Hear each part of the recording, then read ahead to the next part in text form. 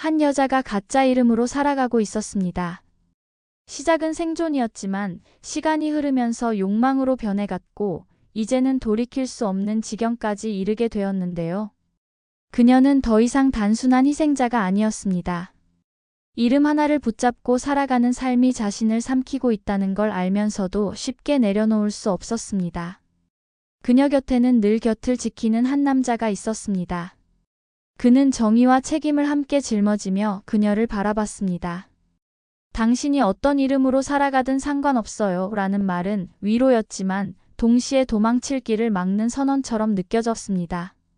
그녀는 그 말을 들으며 안도와 두려움을 동시에 느꼈습니다. 그녀를 지켜보는 또 다른 이들은 모두 제각기 다른 계산과 감정을 품고 있었습니다. 한 사람은 냉혹한 모성으로 그녀를 몰아세우며 끝내는 진실을 드러내려 했고 또 다른 사람은 과거의 그림자를 집요하게 추적하며 오래된 비밀을 파헤쳤습니다. 그리고 멀리 프랑스에 떠난 또 다른 여자는 달콤한 사랑을 쫓아 도망쳤다가 믿을 수 없는 배신 앞에 무너졌습니다. 그 배신은 곧 다시 한국으로 돌아올 수밖에 없는 계기가 되었습니다. 가짜 이름을 붙잡고 있던 여자는 점점 더 깊은 갈등에 빠졌습니다. 하루하루 거짓을 이어가며 스스로의 존재를 의심했고 그럼에도 불구하고 이제 멈추면 모든 게 끝난다라는 두려움 때문에 손을 놓지 못했습니다. 자신을 바라보는 남자의 눈빛이, 자신을 필요로 하는 주변의 압박이 그녀를 더욱 거짓 속으로 몰아넣었습니다. 시간은 빠르게 흘렀습니다. 프랑스에서 돌아온 여자는 결국 어머니와 마주해야 했습니다. 그녀는 이제는 내 방식대로 살겠다고 선언했고 어머니는 차갑게 그럼 내가 책임져라라고 답했습니다. 짧은 대화였지만 권한과 책임이 함께 넘어가는 순간이었습니다. 한국에 남아있던 여자는 곧 스스로 모든 걸 고백할 각오를 했습니다. 곧 이름을 돌려줘야 할 것 같아요 라는 고백의 남자는 그 이름이 없어도 당신은 당신이에요 라고 답했습니다. 그 순간 여자는 사랑이란 단어 대신 책임이 주는 평안을 처음으로 느꼈습니다. 그러나 평안이 달콤할수록 곧 떠날 준비를 해야 한다는 사실을 알았기에 마음은 더 복잡해졌습니다. 또 다른 인물들은 제각각 자기만의 전쟁을 이어갔습니다. 과거의 장부를 뒤지는 사람, 비밀을 덮고자 하는 사람, 잃어버린 이름을 되찾으려는 사람. 모두의 선택은 서로 얽히며 새로운 폭풍을 불러왔습니다. 오래 숨겨온 진실의 흔적이 숫자와 기록으로 남아 있었고 그것을 발견한 순간 또 다른 갈등의 불씨가 타올랐습니다. 결정적인 순간이 다가왔습니다.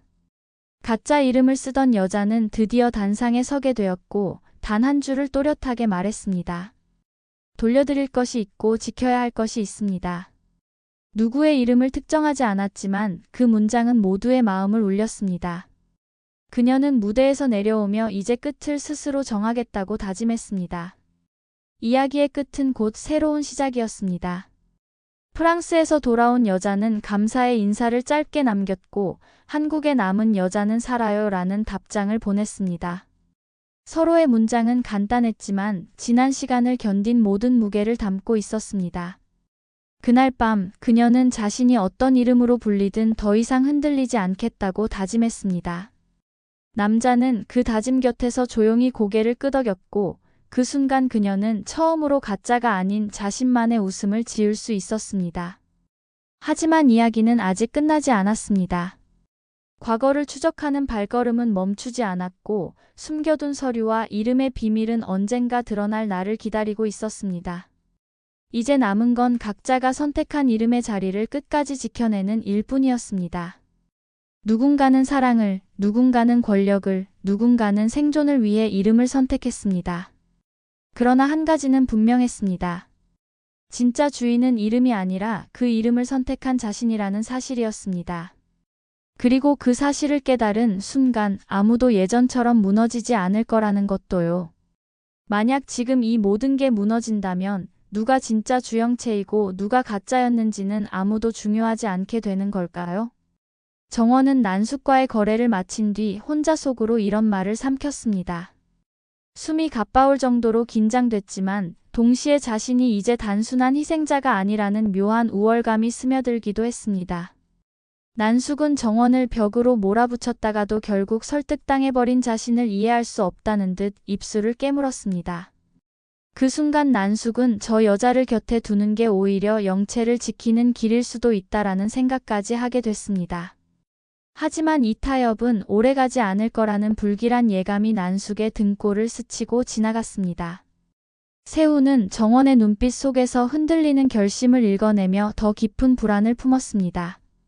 당신이 주영채가 아니라도 괜찮다라고 말했던 순간이 오히려 마음을 더 무겁게 만들었거든요.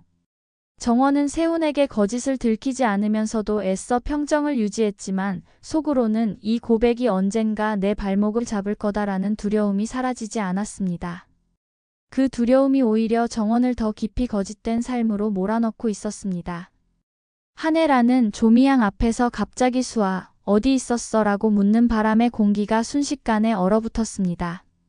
조미양은 눈동자가 흔들렸지만 바로 답을 내놓지 못하고 애써 웃으며 대화를 돌리려 했습니다. 그 장면을 멀리서 본 사람들은 단순한 대화로만 여겼지만 한혜라의 눈빛은 분명 과거의 진실을 파고드는 칼날 같았습니다. 정원은 그 소식을 듣고 이제 또 다른 비밀의 문이 열리는구나라고 생각했습니다.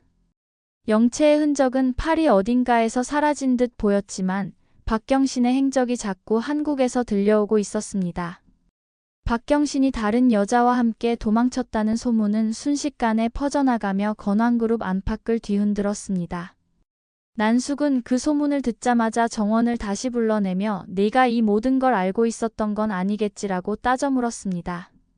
정원은 순간 가슴이 철렁 내려앉았지만 오히려 담담하게 저도 들은 게 그 정도뿐이에요 라고 답했습니다. 하지만 속으로는 박경신이라는 이름이 결국 나를 무너뜨리는 시작이 될 수도 있겠다라는 불안이 솟구쳤습니다. 세우는 정원의 주변을 맴돌며 더 이상 그녀를 지켜볼 수만은 없다는 마음에 서서히 결심을 굳혀갔습니다. 주하늘은 정원에게 직설적으로 연극이 끝나면 무대에서 내려가야죠 라고 경고했습니다. 정원은 차갑게 미소를 지으며 아직 커튼콜은 시작도 안 했는데요 라고 받아쳤습니다. 그 말이 허세인지 진심인지 주하늘은 판단할 수 없었지만 분명 정원의 눈빛은 흔들리고 있었습니다. 한혜라는 다시 조미양을 찾아와 집요하게 묻기를 멈추지 않았습니다. 수아가 정말 해외에 있던 게 맞나요? 아니면 우리가 모르는 이야기가 더 있나요? 라고 말했거든요. 조미양은 순간 목이 메어 말을 잇지 못하고 물만 들이켰습니다. 그런 모습을 보며 한혜라는 더욱 확신을 키워가고 있었습니다. 난숙은 정원에게 계속해서 영채의 대역을 유지하라고 압박하면서도 동시에 언젠가 모든 게 폭발할 거라는 두려움을 떨치지 못했습니다. 정원은 스스로에게 이제는 내가 그 두려움마저 이용해야 한다라고 다짐했습니다. 세우는 정원의 손을 잡고 이제는 내가 믿어도 되겠죠 라고 물었지만 정원은 끝내 아무 대답도 하지 않았습니다. 그 침묵은 오히려 세훈의 마음을 더욱 흔들어 놓았습니다. 영채의 그림자는 여전히 정원의 목덜미를 죄어오는 듯했고 그 무게가 점점 더 무겁게 내려앉았습니다.